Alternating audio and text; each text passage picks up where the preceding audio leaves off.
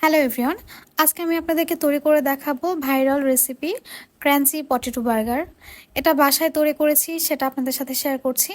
আমি এই ডিশটি আবার তৈরি করব এবং আবার খাবো, কারণ এটা যে খেতে এতটা মজা, এর স্বাদ এখনও আমার মুখে লেগে আছে। আজকে এই স্ন্যাক্সের রেসিপির সাথে আমি কিছু টিপসও দিয়ে দেবো, যেটা অবশ্যই ফলো করবেন।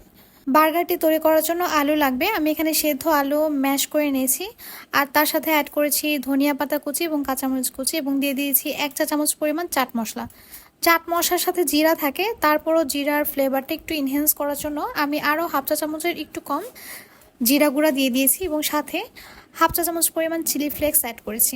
এখন এখানে ভরে ভরে 2 চা চামচ পরিমাণ কর্নফ্লাওয়ার অ্যাড করছি। এতটুকুই মশলা, এর চেয়ে অতিরিক্ত কোনো কিছু এখানে অ্যাড করতে যাবেন না। আমি যেই মশলাগুলো অ্যাড করেছি এটা দিয়েই কিন্তু এই বার্গারটি খেতে ভীষণ মজা হয়েছে।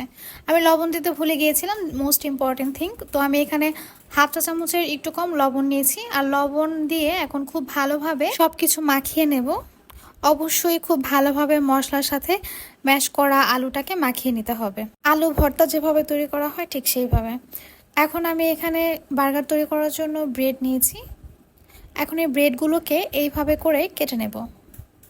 আমি যতটুকু আলু নিয়েছি তা দিয়ে 3টা বার্গার হবে, তো আমি 3টা বার্গারের জন্যই ব্রেডগুলো কেটে নিলাম।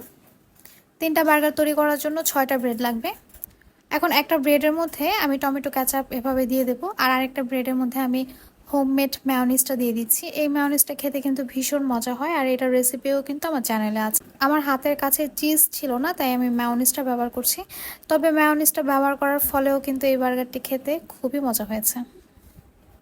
ম্যায়োনিজ আর টমেটো কেচাপ অ্যাড করার পর এখন 2টা ব্রেডকে আমি একসাথে এইভাবে লাগিয়ে নেব। এখন এই ব্রেডটাকে আমি আলু ভর্তা যে তৈরি করে রেখেছিলাম সেটা দিয়ে ফুল কভার করে নেব। এই কাজটা খুব ভালোভাবে করতে হবে।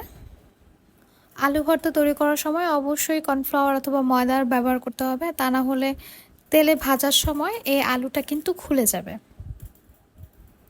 আমার রেসিপিগুলো যদি আপনাদের ভালো লেগে থাকে, চ্যানেলটি সাবস্ক্রাইব করে যাবেন এবং লাইক শেয়ার কমেন্ট করে আমার পাশে থাকবেন।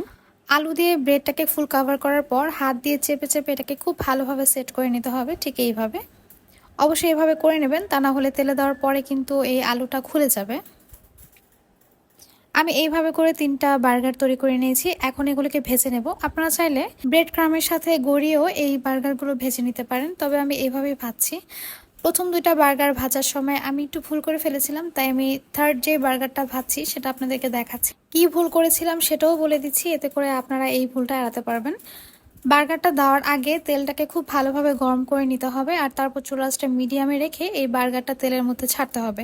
প্রথম 2টা বার্গার ভাজার সময় আমার তেলটা খুব বেশি গরম হয়নি, যার ফলে আলুগুলো বার্গার থেকে ছুটে ছুটে গিয়েছিল।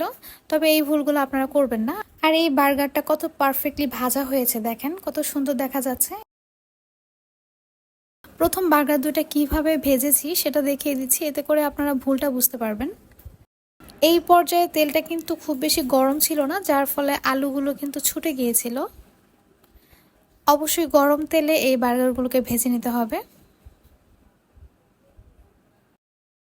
এইভাবে করে প্রত্যেকটা বার্গার আমি ভেজে নিয়েছি। আমি কিন্তু চাইলে এই ব্যাপারগুলো স্কিপ করতে পারতাম, তবে আমি চাই আমার কাছ থেকে আপনারা কিছু শিখেন, আমার ভুল থেকেও শিখবেন এবং আমি যেটা পারি সেটা থেকেও আপনারা শিখবেন। বার্গারগুলো দেখতে যেমনই হোক না কেন, এটা খেতে যে কি মজার ছিল আসলে আপনারা একবার তৈরি করে না খেলে বুঝবেন না। আমি আপনাদেরকে রিকোয়েস্ট করব একবার হলেও এই বার্গারটা তৈরি করে খেতে। মাঝখান থেকে কাটার পর বার্গারটা দেখতে ঠিক এমন হয়েছে। দেখতে কিন্তু ভীষণ আকর্ষণীয় মনে হচ্ছে, খেতেও কিন্তু ভীষণ মজা। আশা করছি রেসিপিটি আপনাদের সবার খুব ভালো লেগেছে। ভালো লেগে থাকলে অবশ্যই চ্যানেলটি সাবস্ক্রাইব করে যাবেন এবং লাইক শেয়ার কমেন্ট করে পাশে থাকবেন। আল্লাহ হাফেজ।